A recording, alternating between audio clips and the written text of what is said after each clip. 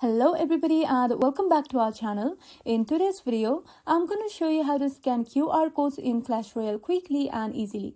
First of all, open up the Clash Royale app on your device and make sure you're logged into your Supercell ID account.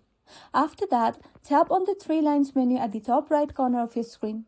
Then, tap on Supercell ID from the given options. After that, go to Friends tab. Then tap on Add beside Add or Invite Friends to Supercell ID. Now, if you want to send your QR code to your friends, simply screenshot it and share it with them through any social media platform. But if you want to scan a QR code, tap on Scan QR Code. Then point your camera at the code you want to scan. And if your friend has shared their QR code as a screenshot, just open your photo library.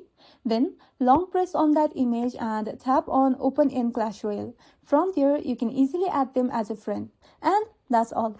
That's how you can scan QR codes in Clash Royale in just a few easy steps. If this video was helpful, don't forget to like and subscribe for more of these videos, and thank you for watching.